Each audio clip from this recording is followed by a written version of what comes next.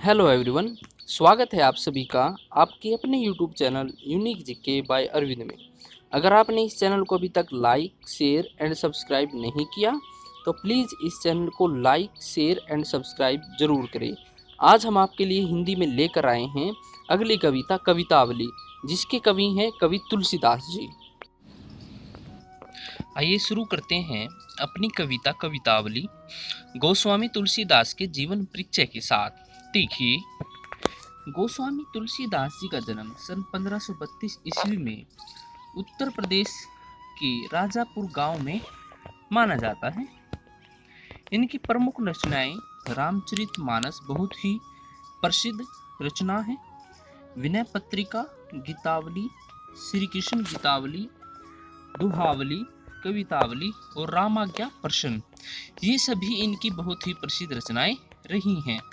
और ऐसा माना जाता है कि सन 1623 ईस्वी में काशी में इनका निधन हो गया था। आगे देखिए, अब देखिए कवि कहता है, किस भी किसान कुल बनिक भिखारी भाट। किस भी क्या होता है? किसी भी होता है मजदूर, ठीक है। किसान कुल, किसान का कुल मतलब परिवार, ठीक है।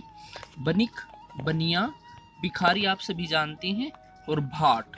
देखिए, कवि तुलसीदास जी इन पंक्तियों में समाज की यथार्थ अर्थात वास्तविकता की जो झांकी है, जो चित्र है, वो प्रस्तुत कर रहा है और कह रहा है कि इस समाज में जो किसी भी है, मजदूर है, किसान का परिवार है, बनिया है, भिखारी है और भाट है, और नौकर चाकर मतलब नौकर, चपन्नट चंचन्नर, चपन्नट मतलब चंचन्नर, चोर, चार, ठीक है। चार दूत होता है, चार का मतलब दूत, और चेट की मतलब जादूगर।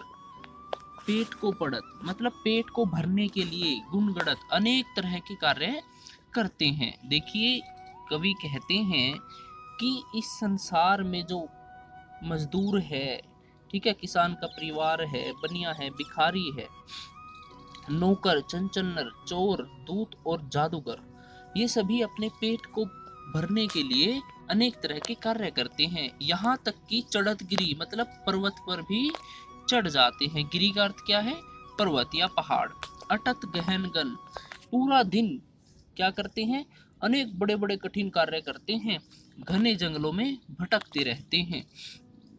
और अहन अकेट की मतलब शिकारी के रूप में भटकते रहते हैं। ऊंचे नीचे कर्म धर्म अधर्म करी। देखिए, कवि कहता है कि वो अपने पेट को भरने के लिए ऊंचे नीचे सभी तरह के कार्य करते हैं, और कभी कभी वो धर्म अधर्म के भी कार्य करने लग जाते हैं। क्यों करते हैं? केवल और केवल अपने पेट को भरने के लिए।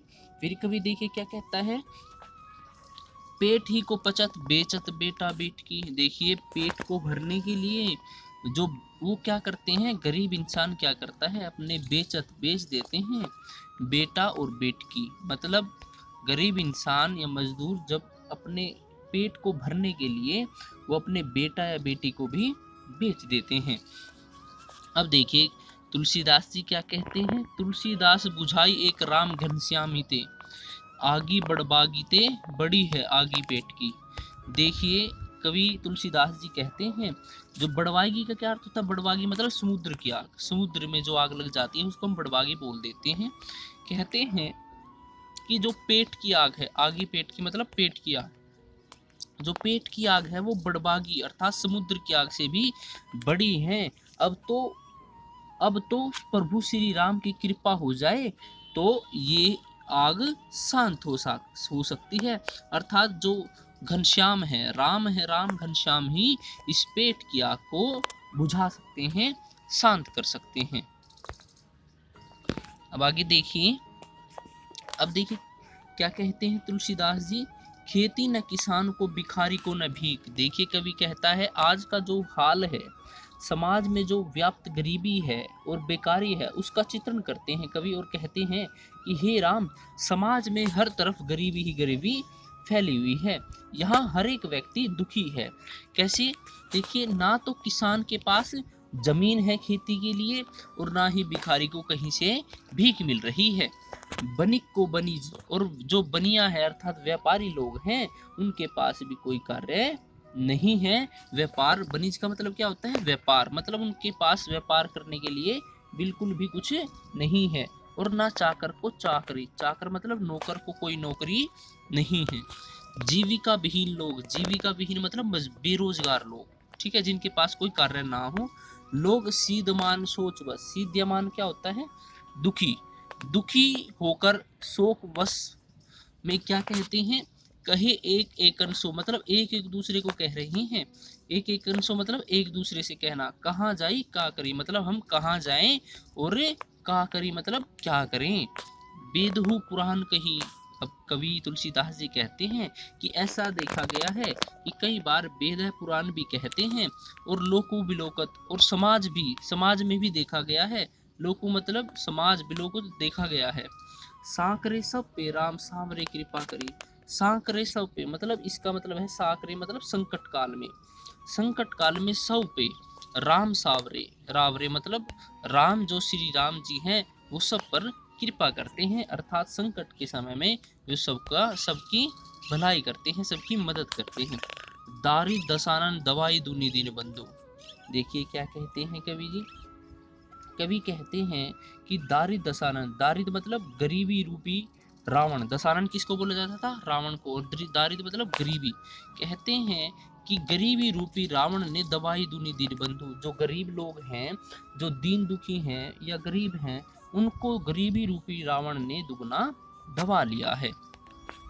दुरित दहन देखी तुलसी आहा करी, दुरित दहन, दुरित दहन का मतलब होता है पापों को भस्म करने वाला। दहन आपको पता ही है, भस्म हो जाता है, भस्म करने वाला। मतलब दुरित दहन का मतलब क्या हो जाएगा? जो पापों को भस्म कर देता है, नष्ट कर देता है। आहा करी का मतलब प्रार्थना करी।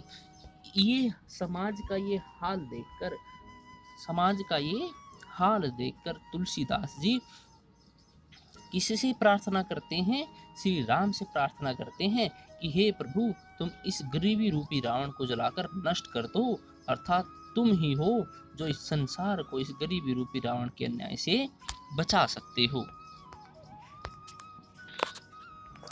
देखिए अब कवि क्या कहते हैं। धूत कहो अवधूत कहो, रजपूत कहो जुलाहा कहो कोई। कहते हैं कि मुझे धूत, धूत का क्या अर्थ होता है? जिसको समाज त्याग देता है या समाज में उसको जगह नहीं दी जाती। अवधूत क्या होता है? सन्यासी। रजपूत, राजपूत, जोलहा मतलब जुलाहा। देखिए कवि तुलसीदास जी कहते हैं कि अपन उनके अंदर आत्मविश्वास भरा हुआ, और वो कहते हैं कि चाहे कोई मुझे समाज से त्यागा हुआ समझे, या कोई मुझे सन्यासी समझे, या कोई मुझे राजपूत समझे, या कोई जुलाहा कहे, मुझे कोई फर्क नहीं पड़ता। और काहू की बेटी सो बेटा न ब्याहो, कहते हैं कि किसी की बेटी से मुझे बेटा नहीं ब्याहना है। बेटा ना ब्याहो मतलब बेटा नहीं ब्याहना है, अर्थात शादी नहीं करनी है। मतलब मुझे किसी की बेटी से अपने बेटे की शादी नहीं करनी है। काहू की जाति बिगाड़ न सोए, मैं कहूँ कि मतलब किसी की जाति, कि मैं किसी की जाति नहीं बिगाड़ रहा हूँ, या किसी की जाति नहीं बिगड़ जाएगी। अर्थात मुझे कोई भी कुछ भी कहे, मुझे कोई फर्क नहीं पड़ता, क्योंकि मैं तो सिर्फ राम का गुलाम हूँ। तुलसी सरनाम गुलामू है राम को कहता है कि जो तुलसी है वो तो केवल किसका गुलाम है? राम का, अपने प्रिय राम का भक्त है। उसे किसी भी इस दुनिया से, इस संसार से कुछ लेना देना नहीं है। जाको रूचे सोई कहे कुछ ओ, कहते हैं ओ मतलब, देखिए रूचे मतलब अच्छा लगना, रूचे शब्द का क्या अर्थ है? अच्छा लगना। कहता है जिसको जो अच्छा लगे वो कुछ भी कहे, मुझे कोई फर्क नहीं पड़ता। मांगी के खोबो, खेबो मतलब खाते हैं, मांगी के मांग कर, कहता है मैं तो मांग कर खाता हूँ, अर्थात भीख मांगता हूँ। मस्जिद को सोईबे, सोईबे मतलब सोता, सोना, मस्जिद मतलब मस्जिद, और मैं तो कहते हैं मैं तो भीख मांगता हूँ और मस्जिद में सोता हूँ। लेबो को एकू न देव को दो, मतलब ये एक लोकोक्ति है, ठीक है। लेना एक न देना दो, कहता है मैं किसी से कुछ नहीं मांगता, ना ही मैं किसी से कुछ लेना देता हूँ। ठीक है, मुझे इस संसार में किसी से कोई फर्क नहीं पड़ता, ना ही कोई किसी से कोई मतलब